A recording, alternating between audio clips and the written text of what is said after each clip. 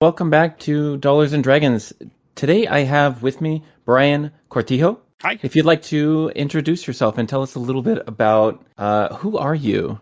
So I'm Brian Cortijo, as I'm sure your audience already knows. I am a freelance tabletop game designer, primarily in the Dungeons and Dragons and related spaces. So I've worked on D&D products. I've worked on Pathfinder products. I worked on product for Blue Rose. And I'm generally tinkering in the fantasy roleplay space. How did you get your start in the industry? That's normally what most people struggle with. And of course, you started a long time ago, but I think a lot of those stories are really helpful to people just in general to understand where people came from and, how they actually did come up. So I got my start in the early 2000s, back in the earlier days of 3rd edition Dungeons and Dragons. At that point, a lot of the designers had their own, in their free time, would maintain forums on EasyBoard and later Yuku, and when EasyBoard went the way of the dodo. And I know I'm aging myself here, but these are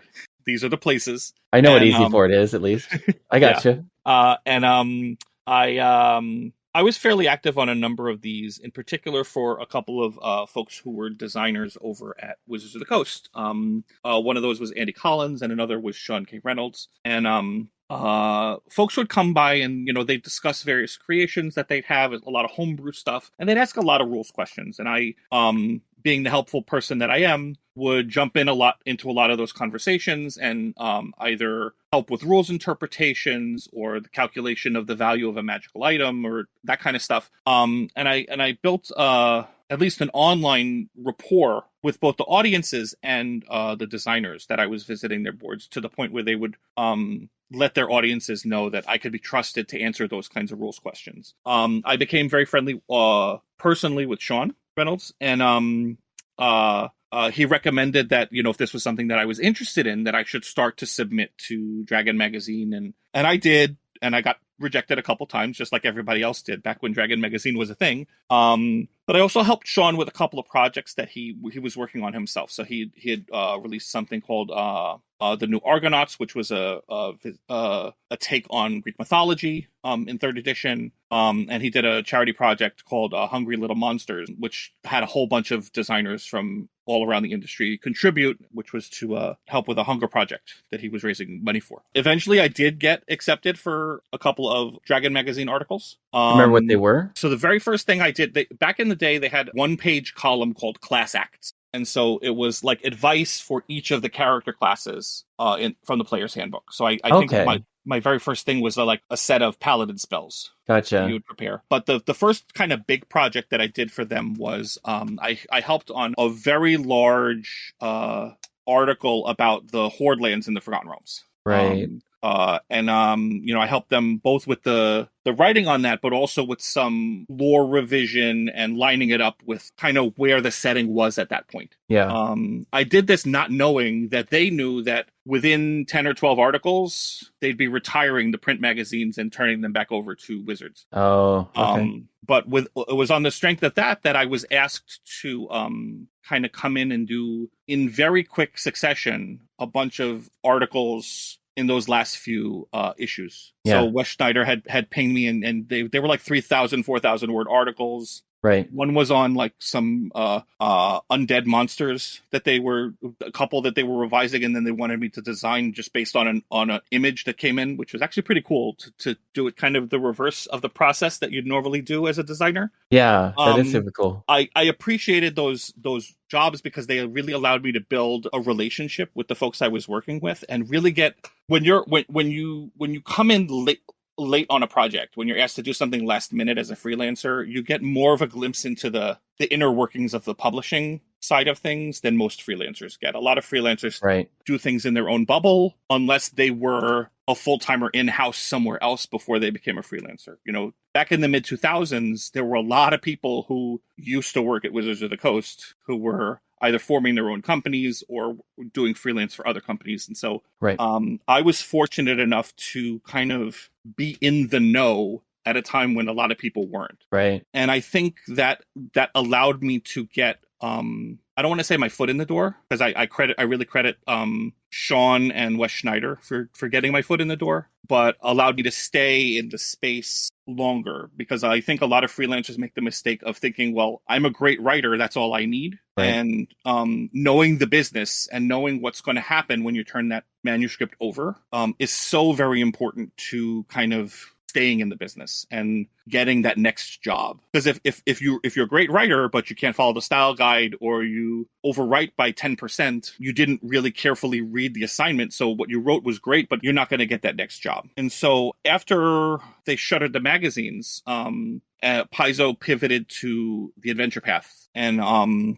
I was asked to do some back matter. So each Adventure Path book has a long adventure and then some back matter. So it might be monsters or other material that's related to the main adventure. And Paizo asked me to do some stuff on those. And then as they were getting to the end of the third Adventure Path, the designer that had been assigned to Pathfinder number 18 got ill.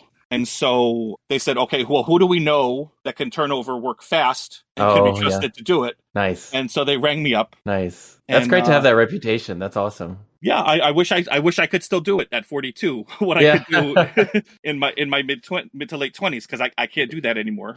Yeah, definitely. But back then I could. They rang me up and asked me to because the adventure was already outlined and they already had map orders in. It was just a matter of kind of generating the flesh of the adventure. Okay.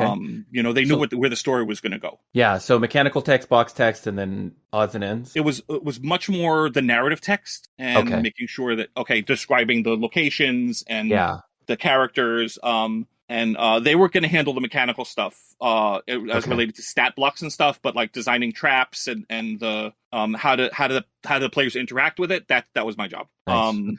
So I think I had it was just under 3 weeks to do 20,000 words, including reading everything, digesting it, and getting it back to them so that they could stay on target, because the Pathfinder Adventure Paths were a subscription service. So if they didn't meet their print deadline, they couldn't get it out to everybody. Hold on. You said 23,000? 20,000 words. 20,000. 3 weeks. In just under 3 weeks. So it was like 18 days. Holy shit.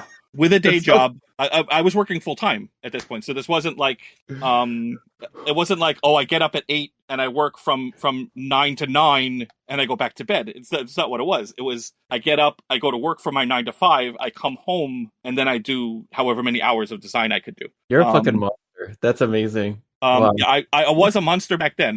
not anymore. I can't do that anymore.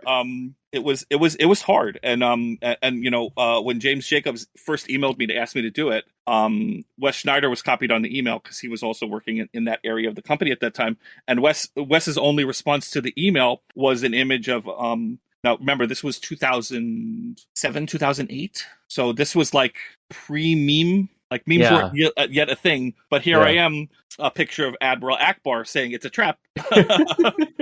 But the work had to get done. Somebody had to do it. They were going to pay me. It was a big opportunity. I think we nailed it. Everybody seems happy with that adventure, and things kind of went from there. I've been my entire, I don't want to say career, because my freelancing is an important part of my life, but it isn't my career. My career is my day job. Right. But I've spent my entire freelancing life as a part-timer. I say that I'm a full-time part-timer. Yeah. And so, it's, I have the luxury of being able to say, I don't need to take on this project to pay the bills, which I know a lot of freelancers unfortunately don't, for whatever their personal situations are. But it also means that when I do take on a project, I take it really seriously, and I am as committed as I can be to make sure that what I turn over is quality. But that one was rough. that one was a tough project. After that, I did more work for Paizo.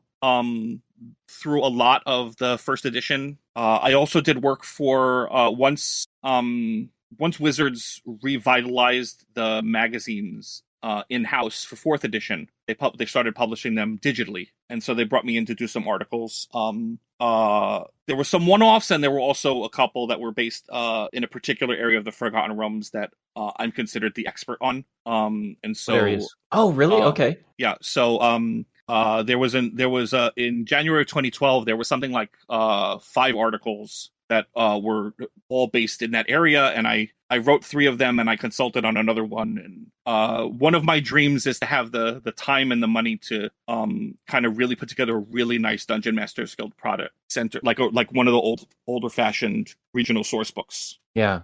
For Cormier. Yeah, I did a bunch of work during 4th edition on the magazine side, not on any of the books. And then when 5th edition rolled around, Wizards tapped Green Ronin to do the Sword Coast Adventurers Guide. So those first couple of products that they put out for 5th edition, they actually didn't do in-house. Out of the Abyss, the Adventure Out of the Abyss, and the Sword Coast Adventurers Guide were done by Green Ronin. Prior to that, the 2 Tyranny of Dragons adventures were done by Kobold Press. It was an interesting business decision that they made. I don't know why they did it, but Green Ronin brought me in to do to work on Sword Coast Adventures Guide, and I was fortunate enough to write a big chunk of that book. And most recently, I got to work on Dragonlance Shadow of the Dragon Queen. And I'm really happy with how that turned out. I really like the collaborative process of freelancing. So, how much are you allowed to talk about Dragonlance? Because I'm very curious about it. I have not spoiled myself because I am trying to become a player at some point for that campaign. But what was it like to work on it, and what was your history with Dragonlance? If you can talk about like your personal, like, did you grow up reading the books and stuff? Or? I grew up reading the Dragonlance novels, but actually not the Chronicles novels. I was much more interested in the ancillary stories. So The Legend of Humo was one of my favorite books for a really long time. Kaz the Minotaur, Gates of Thorbardin. I really like Dragonlance as a world. One of the things that we tried, I can speak only generally about the adventure, right? And okay. I really appreciated the collaborative process for this particular adventure. You know, there was a lot more give and take and back and forth, both between the freelancers and the company, and among the freelancers for this project. Much more than I've ever seen, really, on anything I've worked on for a major company. There was a goal to not make it feel like the original Dragonlance adventures, and to make the characters feel like they were really part of a growing conflict rather than spectators for a story, for somebody else's story. Right. Which can really be a danger when you're dealing with a world that kind of has a core narrative, right? Mm-hmm. Dragonlance, and I love Dragonlance. This isn't a criticism, but Dragonlance has always had the core narrative of the Heroes of the Lands. Right. And so the tricky part was, how do you make a meaningful story without forcing characters to interact with those people or lean too hard into the same narrative beats. Right. And I think we did a good job with that. I think Wes Schneider, who was the lead designer on that project, did an amazing job of putting the pieces that we gave to them together into a book that really sings. Right. I am, a lot of freelancers are really precious about what they turn over. Okay. And so, if something doesn't turn out exactly the way they handed it in, it's a real problem. And I am very much a fan of the iterative and collaborative nature of freelancing, that, you give some, I don't consider I'm not an architect when I'm freelancing, right? I'm a brick maker. Right. My job is to make solid material, because I'm not going to be the last hands on it, right? So my job is to make solid material so that the people putting it together have something good to work with. And if they need to alter it a little bit, that, I'm okay with that, as long as what comes out is what the people that are going to live in that house need. And it's one thing if you had a conversation with a lead designer and said, look, this is what I'm trying to do, this is what I'm expecting, and then what comes out is nothing at all like what you expected. Sometimes the best stuff comes out is stuff that you didn't even expect when you turned it over, right? Somebody takes something you gave them and they make it even better. They make it sing. And if I wanted to just be looking at my own stuff on the printed page, I'd release my own stuff, right? Yeah. I wouldn't be freelancing. Yeah, absolutely. So it's one of the things I like the most, and I was really, really pleased with some of the things that they did, even with some of the changes that they made to stuff that I gave them. Yeah. Overall, very, very pleased. Yeah, the profession. I will tell you, I'm very deeply entrenched in the professional GMing scene, and everyone loves the adventure. The people who are running it and the people who are playing it. So I'm very excited to crack it open. And I want to focus and chat briefly about like working together with teams in that freelancing environment, and personal experience with it has been just like right straight to project lead. Now that I'm like running my own thing, So for me, a lot of these concepts that I turned into people to do, I just gave them like a basic spec. Here are my ideas that I had about it, but it's yours. So take it and use it if you want to, or change it. And often I was like very surprised and pleased and just like very excited about what they would turn back to me, because if I hand it over to someone, then I expect like they're going to put their flavor on it. They're going to put their perspective on it. And it's been a real precious joy of mine. It's been very addictive for me to like collaborate with people in this environment. And I love it. I don't think I will ever have as much fun professionally as I have had for like working in a collaborative environment where we're like creating something together, and like I just turn stuff over to people and like have them turn something back into me that I never would have thought of, instead of micromanaging them. Oh no, and that's one of the great joys of bringing in or being one of the people in a diverse group that's going to bring you different ideas about the same thing. But it also depends on the kind of project you're working on. You know, if you're doing a collection of NPCs or a collection of magic items, right? You have the freedom to say, okay, you do these 5, you do those 5, you do those 5, and just let the wonderful variety come in. Yeah. If you're writing a long form adventure, you know, you've got to. It's almost like being a head chef, right? Yeah. As a lead designer, right? Like the appetizers and the soup and the main and the desserts, they have to sing together. You know, they can each be wonderful on their own, but if they have clashing flavors and you don't have a palate cleanser, they're not going to quite be there. You know, so like when we were working on specifically Dragonlance, you know, I made sure to meet with the person who was doing section right before mine and the person who was doing the section right after mine. Okay, what do I need to know that you're, you know, about the specifics of where I'm starting? And then where do I need to make sure things are when the adventurers get to your start? Like I will go wherever I need to go. I just want to make sure that I'm not leaving you at a place that you can't begin your part of the story. Yeah. Brilliant. Yeah. I've never had the opportunity to do that before.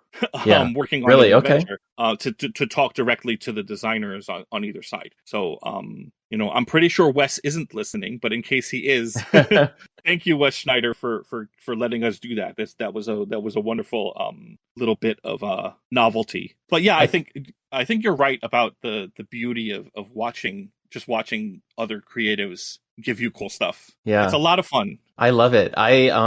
That's how I run my own project. Like we have a Discord and we have like a first draft channel. So when somebody finishes something, then other people in the team read it. And then if something is relevant to something else, then I'm like, as the lead, I'm like, these 3 people together, I'm like, hey, you all need to read this thing because this is related to your thing. And having them sort of cooperate in that way makes everything a whole lot better. And then also it keeps them engaged and excited to be writing the thing. Because I think my project timeline has like really stretched because it's like I don't have the budget to like pay everybody within 45 days and then have it be done. But yeah, for most projects, I find it's like... I find it to be working with people, honestly, and collaborating is a very exciting thing to me. It's like, I think it's part of my personality to really enjoy it. Yeah, I'm amazed and impressed. And also, it's very pleasing to hear that, that was your experience, with that book, because I know that's not the norm, no matter where you go for any of the, situations that you might be in.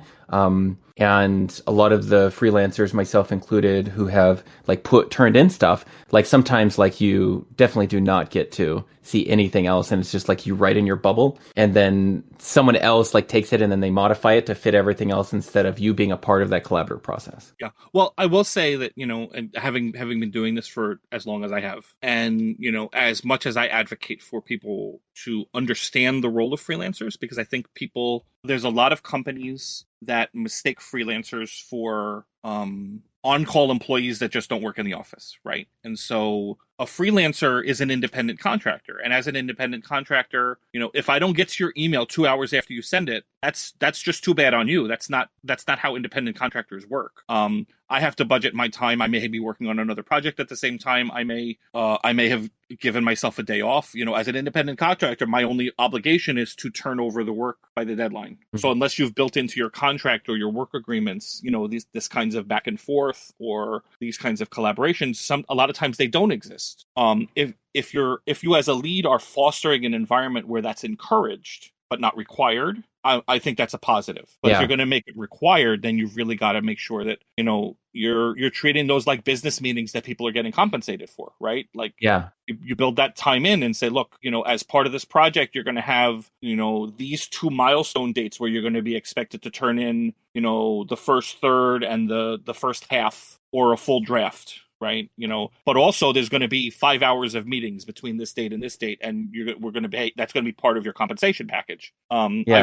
wish more companies would treat it that way, because I Yeah. think you'd get a lot less pushback. And but I also think they'd get a lot better product out of it, because you make people part of a team and not just cogs in a machine, right? Like and frankly, the more interaction you have with people who are writing part of your one unified narrative, the less work you're going to have to do on the back end, rewriting over everybody's stuff to make it all one voice, which is always an issue, especially in long form adventure writing. But in any kind of longer project or product, you want to make sure you're not repeating stuff. You want to make very sure you're not conflicting something in chapter 1 that you've said with something that you've said in chapter 3. So I think as an industry, we may be getting there once we get past our current kerfuffles. But I also think there needs to be a better conversation about not just freelancer compensation, but like what it means to be a freelancer in the space, what's expected of freelancers, what's expected of companies that are hiring freelancers. And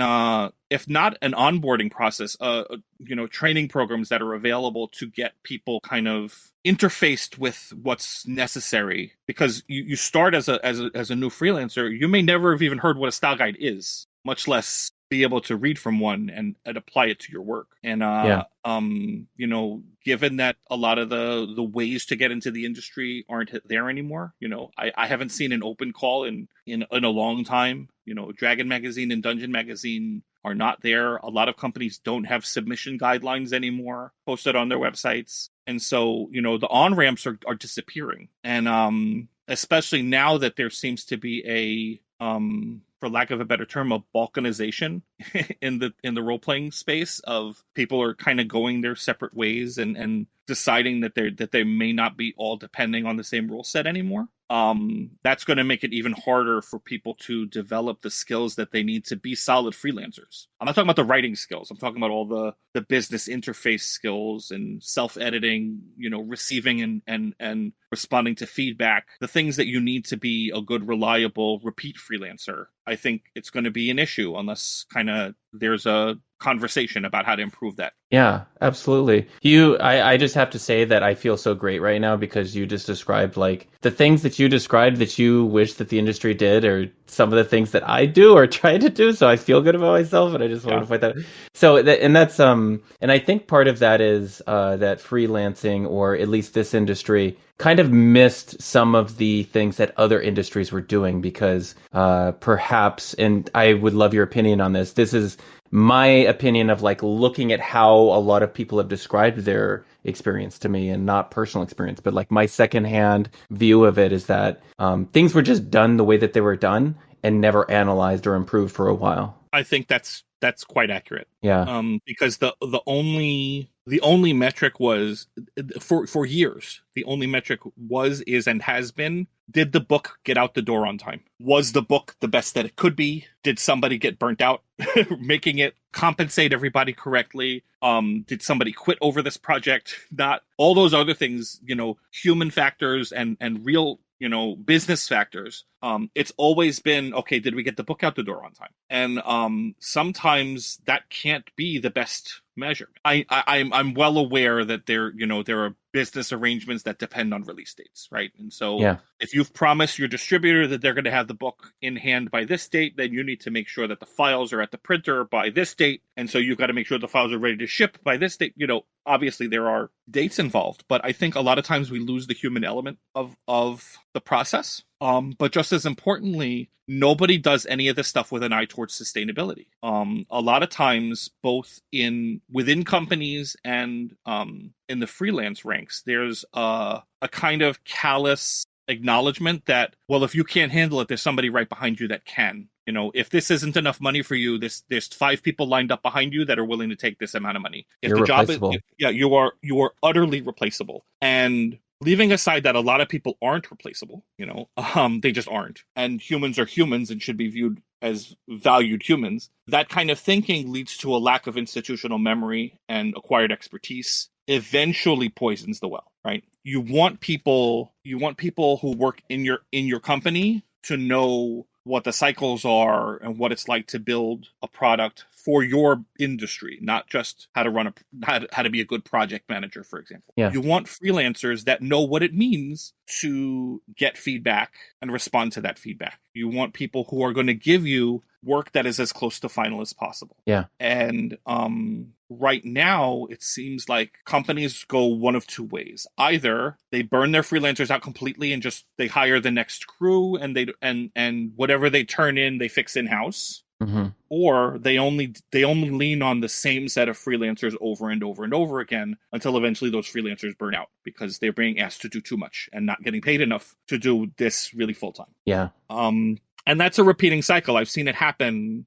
I want to say this is the third time I'm seeing it happen since 2005 or so. It happens every 6-7 years, where people just can't. There's only so long you can burn the candle from both ends as a freelancer. And freelancers, no matter how much anybody's paying, nobody gets paid enough. I've said it. I've said it publicly. I've said it to every contact I have as high up the chain that I can say it. It does not matter how much you pay a freelancer. You're not paying them enough. You might be paying them more than everybody else. Right. And if you are, I applaud the people that are. But the amount of work that goes into producing one page of RPG content is far more than the amount of compensation that person gets. It's not just the number of words that you're typing, right? For every that you spend actually writing, there's anywhere from 2 to 5 hours that you've spent conceptualizing, researching, studying rules, internalizing, head writing,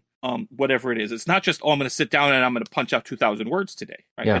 That's not how it really works. And so the fact that we still pay people by the word, and B, still pay them so little by the word as an industry, at some point has to change. I don't think it's going to change in the next couple of years because I think there are other struggles that are going to, frankly, drown them out. They're louder in the space. Yeah. But I think there also needs to be a really, and I hate to say this because I know some people are going to start screaming about it. There needs to be a really serious conversation with the consumer base about how much they're willing to pay for products. Yeah. Because the profit margins for nearly every publisher are minuscule. The amount, the number of copies that you need to sell, in order to genuinely make a profit are well beyond most companies, right? And so, even with a Kickstarter, even with Drive-Thru RPG or any other, kind of PDF site, it's hard. It's hard to even break even. Forget about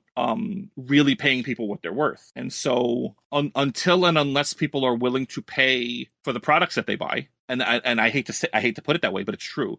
Until people are willing to pay for a product what the labor that went into creating that product is really worth, no one's going to get paid what they're worth. I saw that. I was actually just having the conversation with someone in a publisher, and they're bumping their rates. So there's I wasn't talking to someone at Monte Cook, but we were discussing, this person and I, about Monte Cook and how their Cypher System rule book now is $70 as opposed to like a $50 book, which I think is, first of all, probably more in line with inflation. But I would say maybe we need to even charge like $80 in some cases. I would agree. I mean, leave aside core rule books for a minute, right? Because I think core rule books are their own animal. Mm-hmm. If I put out a 160-page adventure, a mega adventure book, right? Someone's going to expect me to charge probably $50 for that book, maybe $60 for that book.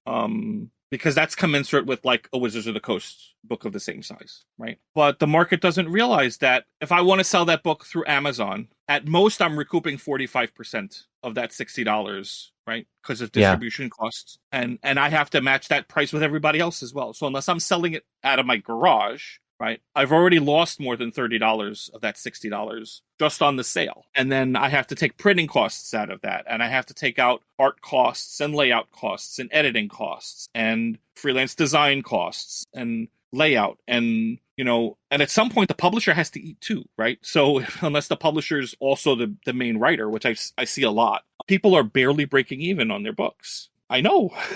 I'm And writing over half of the Vineyard. Yeah.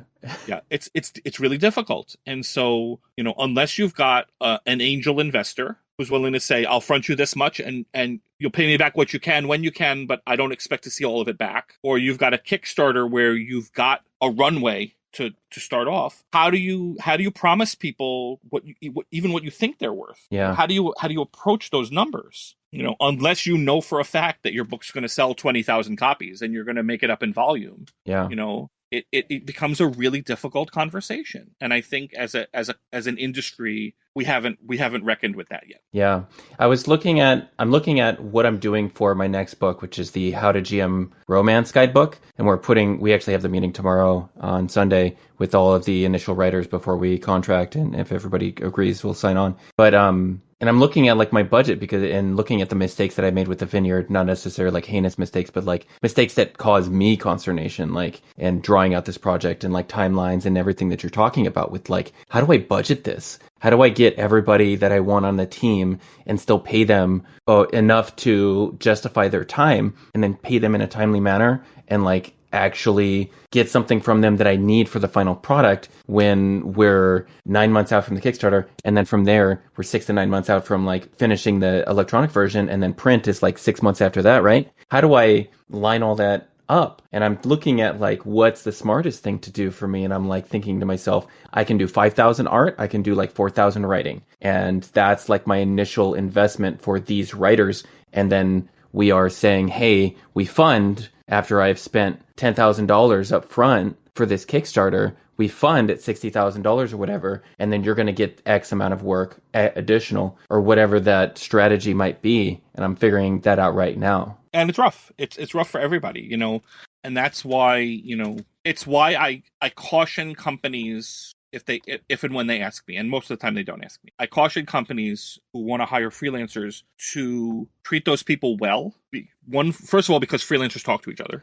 Yeah. But also because, you're going to reach a point where you're going to have to ask the freelancer to do more than you initially asked them to do. Whether it's to turn something over or a portion of something over a little bit faster so that you can get an art order in, or, hey, so-and-so dropped out, can I ask you to take on another 2,000 words of writing? Whatever it is.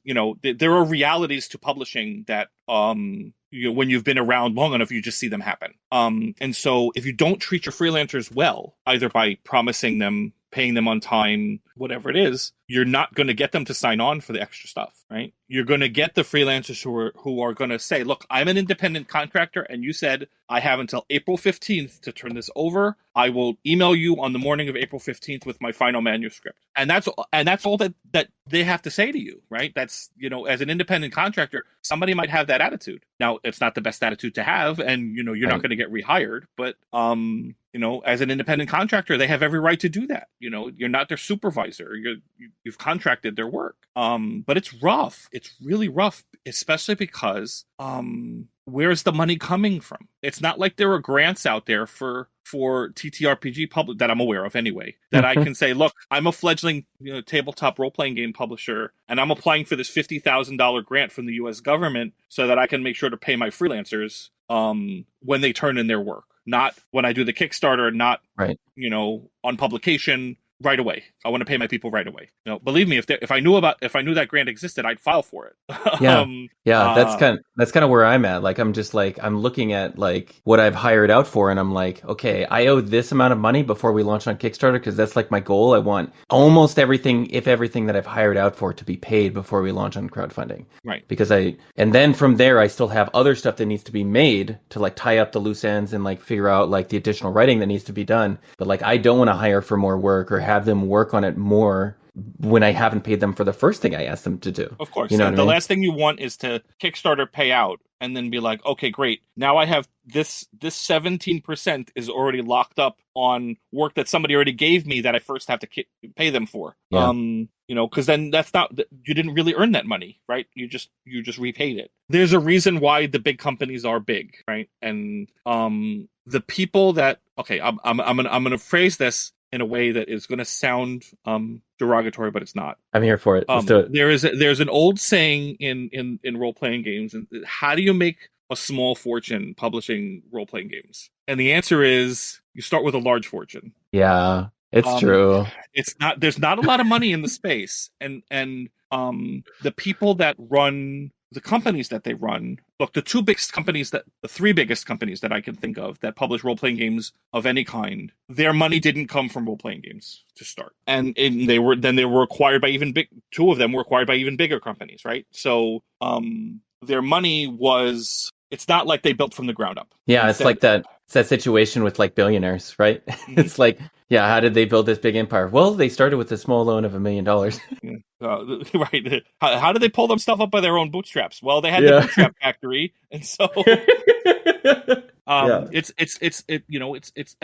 this isn't that isn't meant as a dig on anybody. The company and their companies and their corporate structures and acquisition stuff are stuff that's way above my head. I'll never have nearly enough money to be part of any of those conversations. There's a certain security that comes with having the money to pay people a little extra and pay them on time. And so you can say, I don't have to worry about how I'm going to pay to put this book out in the market. And the book will either succeed or fail. You don't have to worry about its funding because its funding comes from the last book, not the book itself. And that, I think, is one of the things that a lot of current publishers don't realize is that the money has to come from somewhere. You got to be able to pay people. Yeah. And, it's really difficult, especially with a Kickstarter, to say, okay, how do I have enough to put out there to show people what we're trying to produce without creating such a financial vacuum that I can't afford to put the book out no matter how well the Kickstarter does. And I don't want you or anybody else to be in that situation, but it's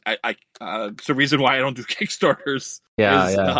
It's a difficult dance to do, and especially if you've got other work commitments, because there is a certain freedom to being able to put work equity in lieu of paying somebody else to do something. I've got a full-time 9 to 5.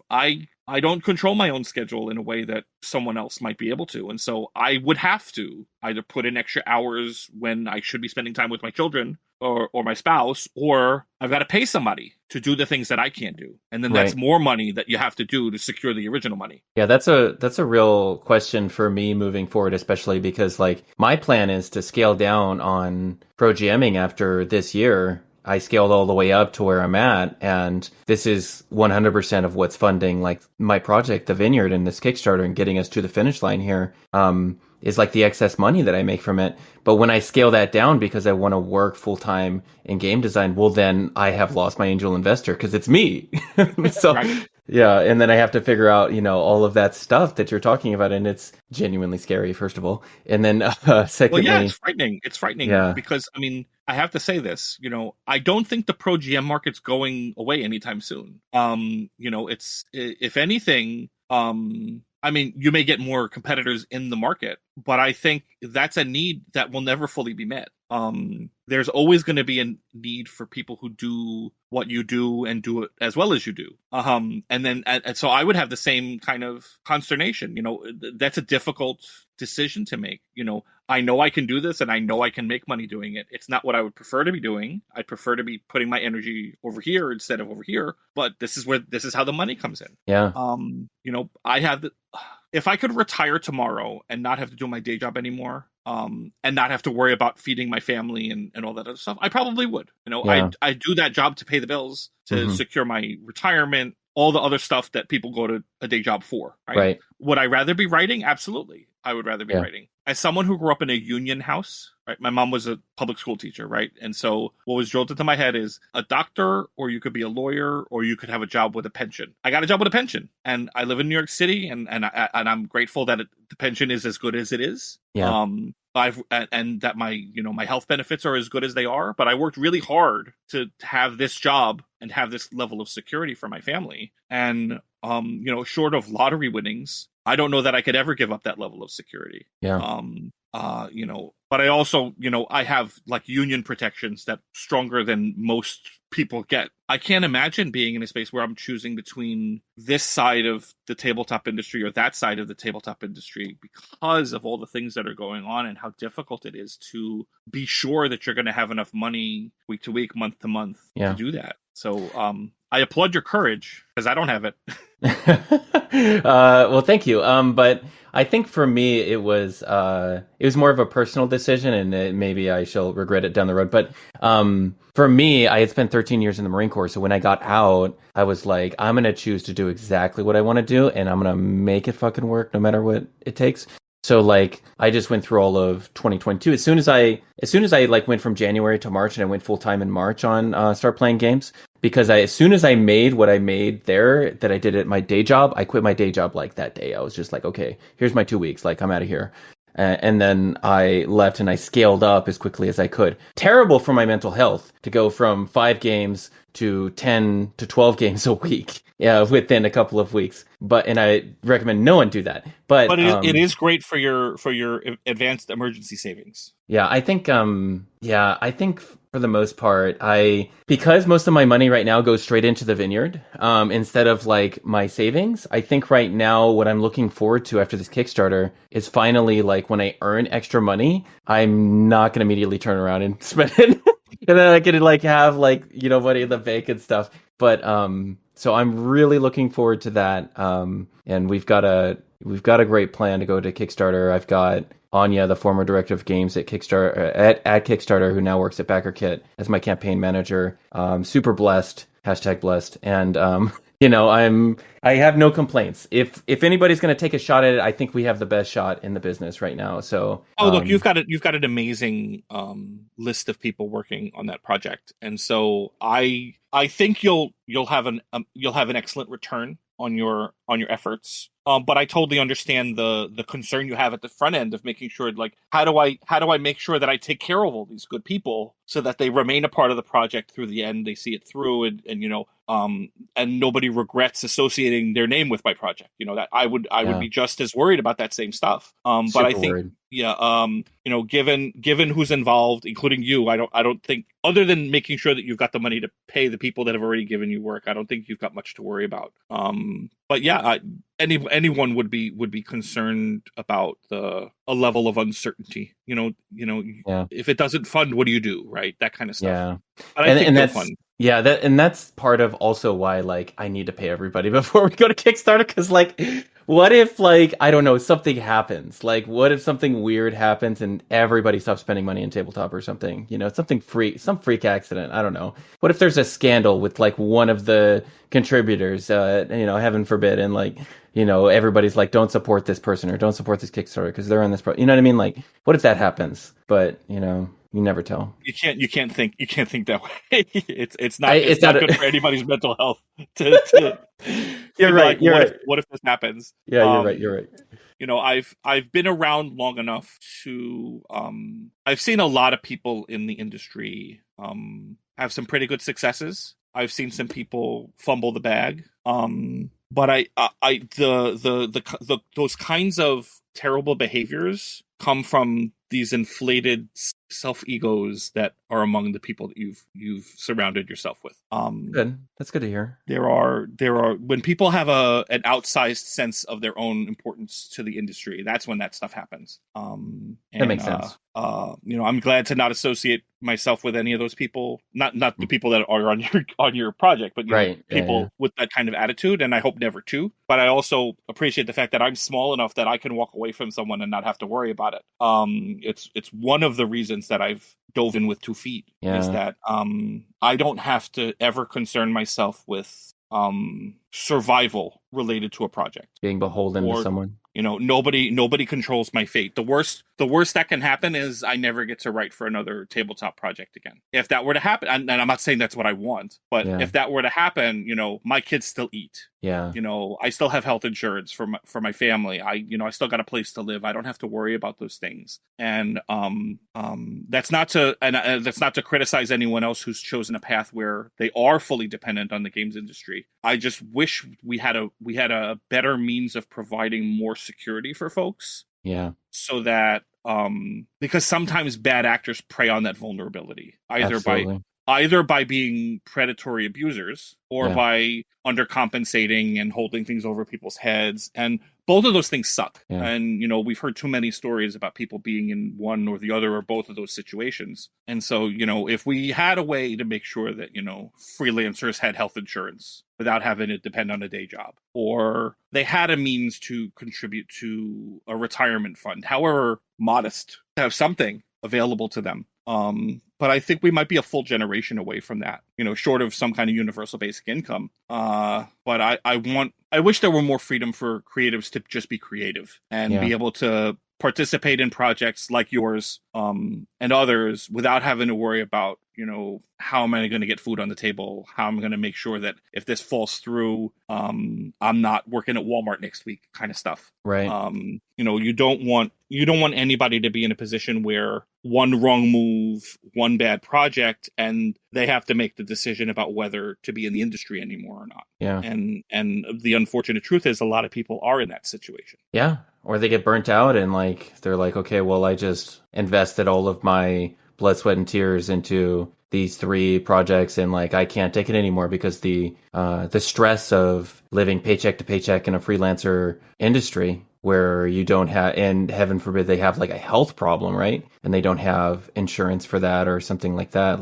It's a lot to weigh over someone. Oh yeah, it is, absolutely. And I've seen people who have been in situations where, okay, this project paid late and this one didn't pay at all. And, this project's paying next week. Great. But that's still not enough to make sure that the rent gets paid. And so what are they supposed to do? Do they take on that next project, or do they turn down that project because they've got to go find a job in retail because that's what's hiring right now just to make sure that they're making ends meet? And, again, this part of this goes into, some companies aren't ready to be hiring freelancers because they just don't have the money. And part of it comes into, we've got to get more money into the business. More of that money can get passed along to freelancers and they can afford to stay in the space. We've got lots of, especially in the last 3 years, there have been a ton of brilliant creatives who have come into the space and looked around and they're fighting over the same $20, right? Yeah. And that's not what you want. You don't, as someone, I am, to put it modestly, I'm probably at least halfway through my freelance journey, right? Even if I continue to do it for the same number of years that I've done it, there's only so long I'm going to want to do this. Mm-hmm. I want this space to be better for the generations that come after me in terms of compensation, in terms of diversity and equity. I want things to be easier. I want people to get paid better. I want people to feel like this is a space that they can stay in. And I think that requires more work on the part of bigger companies to make sure that people are paid better. I think part of it comes with people like me sharing what I know with, people that want to hear it, not shoving things down people's throats, but, getting the benefit of my experience. I think part of it is convincing the fan base to pay more. It's not, I don't think we're under monetized as a hobby. I think that we are dishonest with our consumer base about what the costs of creation are and the value. We're dishonest with ourselves about the value of what we create is. And I think if we can be more honest with ourselves and with our fans, we can start to ease those numbers up. I don't think it's going to happen overnight. I don't think you could take a $40 book and start charging $60 for it next week. But I also know that, there are books that were $20 in the early 90s and were $20 in the early 2000s and were $20 in 2012 for the same length of book. And frankly, the freelancers that worked on those books, they got paid the same amount in the early 90s and the 2000s and the 2012 and in 2012. And so until prices can go up, I don't see how you can expect wages, for lack of a better term, to go up. Yeah, that's something that we're looking at with our Kickstarter and I was talking to my campaign manager about this and trying to strategize, what can we get away with charging? And what can, I say get away with, but what are people going to pay for this Kickstarter and, still fund us? Because if we charge too much, people just won't fund us. And then we're stuck in that place where we've barely met goal, or we are just under goal, or we've just made goal. And then we're not charging enough to actually pay people a good amount. We don't sell many copies because we're charging $90 for a hardback cover, and everyone's going to scoff at that or whatever it might be. But in my opinion, why am I not charging $50 for the PDF when it's the same material, it's just not physical. You know what I mean? Mm-hmm. If you want to sell a book, I should be able to say $50, $55, $60, just like a video game, because you're going to use this thing a lot if you actually love it and use it, right? You're going to use this thing a lot. It's going to cost you $1 every time you pull this thing out and you run your 60 session campaign with it. So I don't know. I feel like I want to, and I'm just a little afraid. I probably will we'll try it out. We'll see what happens. If we get burned and we don't make it, then we don't make it. But I am I'm very hesitant to charge under $70 for our book. I don't know that you're wrong. There's a game designer named John Wick. Nice. And still has his dog. I'm trying to remember what product he had put out. Was it Seventh Sea?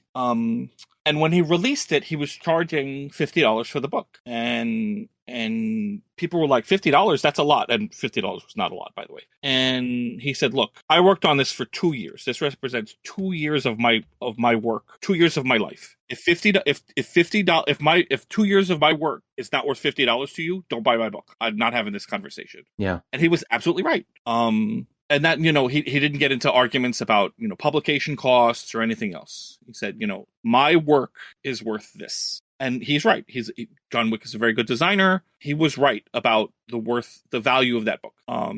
You have to be able as a creative to say, my work is worth this. If you are aggregating the work of multiple people, you have to be able to say, at minimum, we've got to pay them this. And so we've got to make this. And therefore, we have to charge this. And you work from there, right? You have to say, look, in order to make sure that these people all get paid exactly what they're worth, we've got to charge $68 on average for this book. So maybe you've got some lower tiers that are, that don't have the full material, but the for the full book, that's $70. Now, it's not for me to do your math, and I'm not suggesting to any listeners either that I'm I'm the expert on their particular math. What I am an advocate for is making sure that creatives stand their ground when they say, my time, my effort, my creativity, my expertise are worth this amount, and I deserve to be paid properly for my work.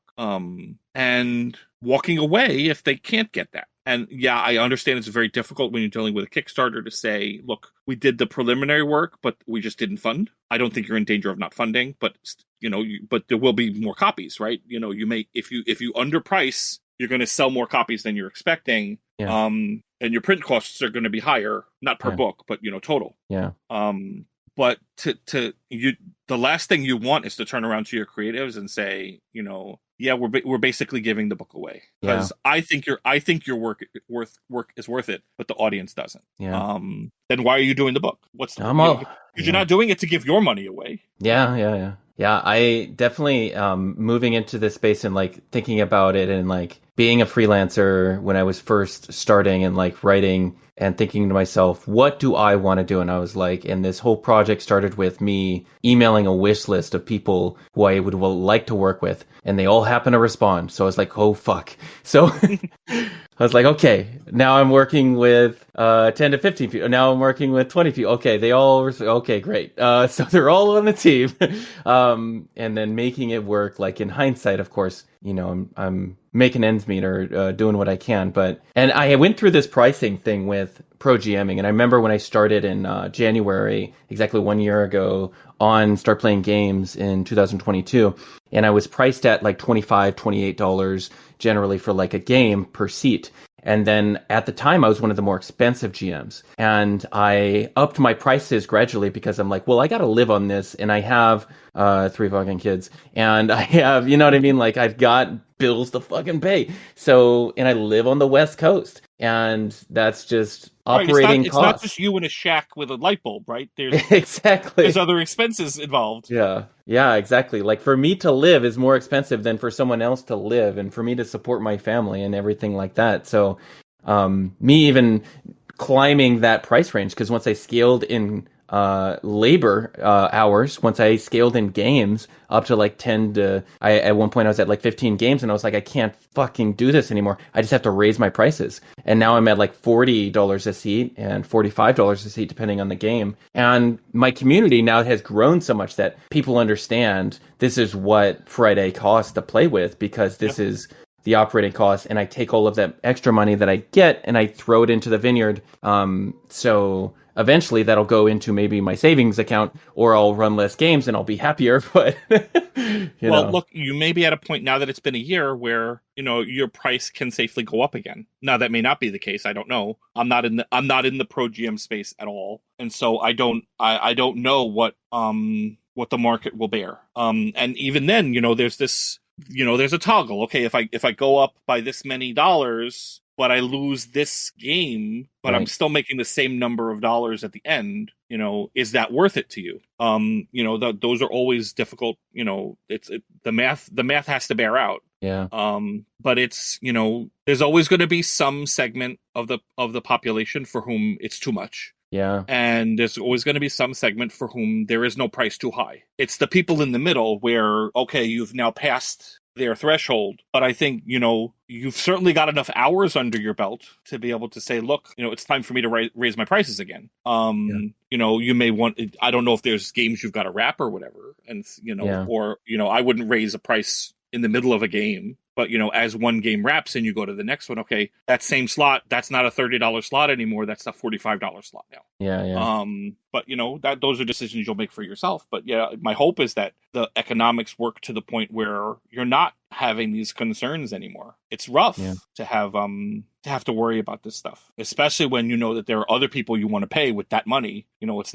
These aren't faceless bills, right? These are humans that you have relationships with, and you want to maintain those relationships. Yeah, it's like being a bartender or a gym owner, and like having relationships with the clients who pay to be there, but like you can be friends with them. Mm-hmm. That's very similar in relationship. And I actually did this in October or November. I told them all my players, I'm raising my prices to $40 and $45 from, I think at the time it was like 30 and 33 for my seats, depending on what game you were. If you're homebrew, I charge a little bit more, and because it's just more labor and it's more difficult. So, and I had people who had just joined my community and they're like, I can't go up. But I didn't lose anybody who had been with me a while. So the people who were in it for the long haul, who had played with me, 6 to 12 months or whatever, and they got past that initial, we call it the rotation, the seat rotation, because you lose most people at session 0, session 1, session 4, session 8, and session 20. So seasonal changes after 2 months with someone. If they've become a habitual player and you play with them a month, they have a habit now. And then if their schedule changes within 2 months, sometimes that happens. And then after that, it's every 4 or 5 months, then people seasonally change their schedule and then something doesn't work anymore. And that's generally how it goes with players. But if I give somebody the choice who doesn't know the difference between me and somebody else, paying an extra $20 to $30 can be a big deal. Now, this isn't what I tell pro GMs when I'm trying to get them to run a business, because I'm like, you need to sacrifice those players in order to make a living. And I tell them, you cannot care. I know it hurts, but you have to force yourself to raise your prices to run good games, because if you never raise your prices, then you will fill your games. You will just run more games at the same price and you'll burn yourself out. You'll stop being able to earn a living, and it's just not good for you. So I use this analogy when people talk to me about this kind of stuff. It's there is always a cost for every seat that you add, right? You have to think of it like you're baking cookies. Do I want to bake another tray of cookies, or do I just want to charge $1 more for the cookies that I'm already selling out of every week? If you're charging just a little bit more and you still sell out, then you were justified in raising your prices. Yep. If you raise your price, and you've still got cookies, did you make the same as you made last week? Did you make more? Did you make less? Right. And even then, there might be an adjustment period, because if all your other games are full and you've just raised your prices, it may take a couple of weeks to refill, but you might refill. Yep. But killing yourself to bake more cookies isn't the answer. You understand pro GMing really well. You should do it. No, it's the GMing part. I am not for as long as I've been in the space, for as many games as I've played, for as many games as I've run, I have never been a confident DM or GM at all. Really? Oh, yeah. Okay. I'm not confident with voices. I'm not confident with doing things on the fly. If I were more confident, sure, but it would take me. I would have to run some pretty solid games offline for friends, or rather, or not publicly, for friends first, in order to build the confidence to be able to do that. Yeah, I recommend most people run 100 to 200 games with the intention of going pro before they go pro, because like that builds your mindset towards like, what do I need to do to get good enough to be confident enough? And whatever you need to do to gain that confidence is what you got to do to make it, because that's often what separates people. And unfortunately, like a lot of GMs and like contributors, writers, everybody in the industry, from third edition and prior, they were told that as a DM, you should be giving everything for free. All the work and labor that you do, you should be thankful that you even have players. And like, that's the kind of mentality that I see a lot in the new pro DMs, is like, why would anybody pay for my services? And the only reason I'm here is because like I've been told repeatedly that I should be a pro. So if anyone listening to this is not sure whether they should charge or not, yes, you should. And here's why. In tabletop role-playing games, running the game as a DM, GM, storyteller, whatever you're going to call it, depending on the game, is a skill. Not everybody develops that skill. Not everybody is comfortable using that skill. Being able to provide that skill reliably to an audience is a desired skill. There are not nearly enough GMs in the market, and there never will be. Also, if you're doing it for strangers, you're not their friend. You can become friends, but you're providing a service. They want to play that. They want to play that game, and just as if I buy a PlayStation 5 game, I can't play it without the PlayStation. If I buy a Dungeons and Dragons adventure, I need a DM to run that adventure for me. Having the adventure is not enough. I need someone with the skills and the mindset and the talents and the time, bring that world to life for me in order for me to play the game. And if I can't find that among my friends, why shouldn't I be able to find someone online who's willing to provide that service and pay them to do it? What you're willing to pay for that, that's not for me to say. What someone's willing to charge for it, that's not for me to say. That's a business transaction that's between the group. But those talents are important. It's just like, my shoulder's hurt, I need a massage. Your friend can give you a shoulder massage. They may not be any good at it, but you can get that shoulder massage for free. Or you can go to Massage Envy or any spa or whatever and get a massage from a professional and pay for their talents. Talented people deserve to be paid for their skill, both for their time and for the time that they've spent developing that skill. And if you believe that they shouldn't be, then don't pay them. That's nobody's forcing you. But otherwise, don't feel bad about paying for it. Thank you so much for coming on. This has been wonderful.